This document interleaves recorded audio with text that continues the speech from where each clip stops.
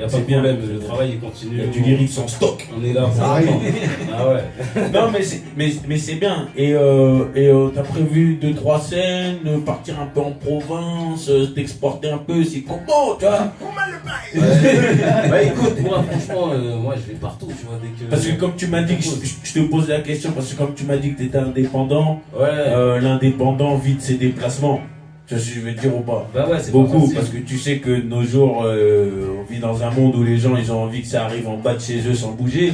Donc si tu vas pas en bas de chez eux, c'est un peu compliqué, tu vois. Ouais, bah c'est clair, mais bah, c'est pareil aussi, tu vois, le fait d'être indépendant et de pas être reconnu par le public, tu vois, les gens ils on propose des scènes, mais ils veulent pas qu'on mange en fait, tu vois ce que je veux dire, moi, j'ai beaucoup chanté avec le Love. On te propose beaucoup du gratuit. Moi, il n'y a, pas de problème, tu vois, j'ai beaucoup fait avec le Love, mais les frères, moi perso, j'ai 2 enfants, tu vois, je veux dire, j'ai une famille, on fait de la musique, on s'investit beaucoup dans ce qu'on fait, on dépense de l'argent, respecter l'artiste en face de vous, tu vois, je veux dire. C'est ce qu'il dit en fait. Donc, il y a des familles dans la musique, en fait, c'est.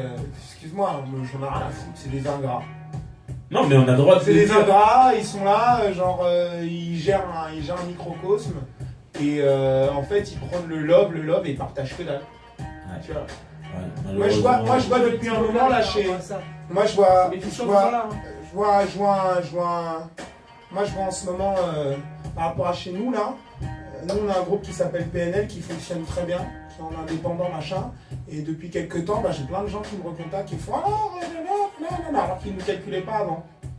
Et eux, en fait, leur fonctionnement, c'est pas d'interview, rien du tout. C'est QLF, c'est que la famille, et ils font ce qu'ils ont à faire, machin. Et je trouve ça dommage que tu prennes quelque chose et que tu sois aux antipodes de ce que tu prônes. Donc que ce soit dans le peura, le reggae, après il y a le métal, ou le métal, le rock'n'roll, la chanson française, où les gens ils sont vraiment dans un côté où nous ce sont des anarchistes et ils font quelque chose, tu vois, ils viennent vraiment du milieu associatif, ils montent des projets et ils vont en province jouer à droite à gauche. Mais après tous les autres microcosmes dont je t'ai parlé, je trouve ça super dommage. Ouais. Parce que maintenant, en fait, on est arrivé là, à un moment, on est arrivé où tout bascule. C'est-à-dire qu'avant, on faisait beaucoup de dates, on vendait des CD, et donc on pouvait se faire un minimum d'argent. Maintenant, tout passe par Internet. Voilà, et on a de la chance que maintenant, la black music, la white music, soit devenu un métier.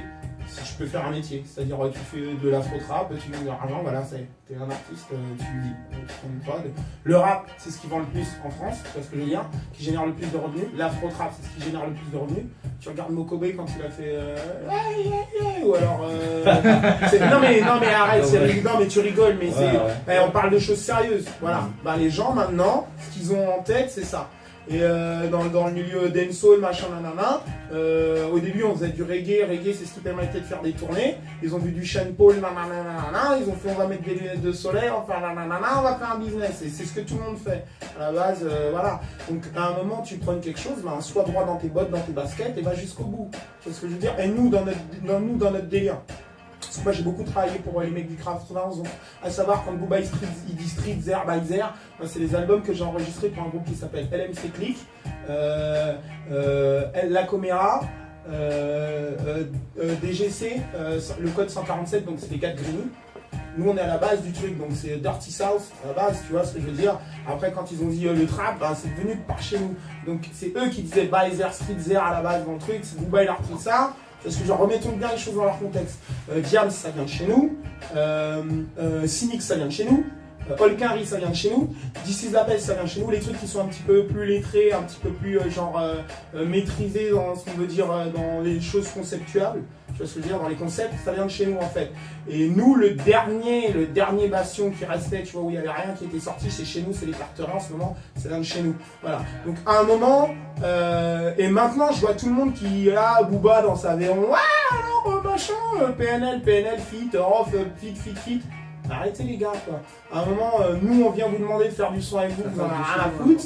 Et maintenant, quand vous voyez des gens qui font des choses, vous essayez de gratter quoi. Donc stop. Donc tous les messages genre ouais, love, machin, nanana, arrêtez vos conneries. Moi je le dis, je regarde et je l'ai toujours dit parce que là-bas, moi je viens du métal, j'ai fait du rock'n'roll, de la chanson française, du reggae. Après, je te donnerai pas tout mon pédigré parce que tu vas halluciner, tu verras le mec qui se raconte une tonne, mais c'est réel. Et voilà. Donc après, maintenant, je fais des choses qui sont un peu plus abordables et qui sont plus faciles, tu vois, à réaliser. C'est-à-dire, comment on va dire, techniquement parlant, c'est-à-dire faire une prod, tu as un ordinateur, tu te mets chez toi dans ta chambre, tu fais une prod, tac, tu peux faire du son. Et lui, ce qu'il disait Rodkilla tout à l'heure, ce qui est relou, parce que moi je fais de la prod aussi, tu vois, genre quand je fais venir un batteur, tu vois, faut lui faire un cachet parce qu'il a un certain niveau.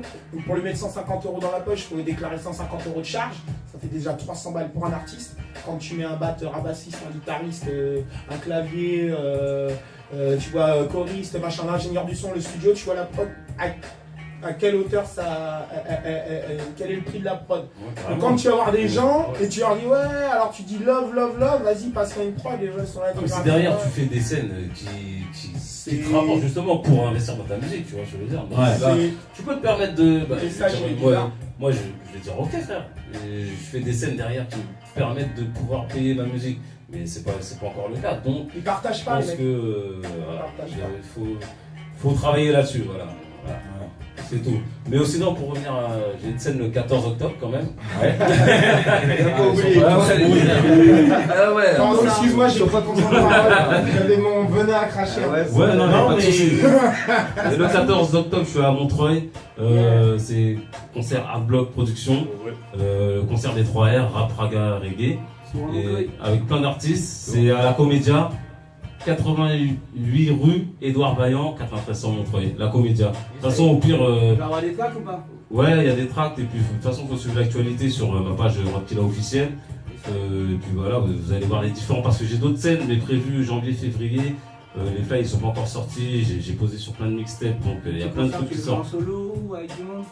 Non, en solo, après j'ai des featurines, il y a des gens que j'insère dans le concert, tu vois. Mais non, je suis un artiste solo, moi, j'ai pas de groupe. Hein. Donc voilà.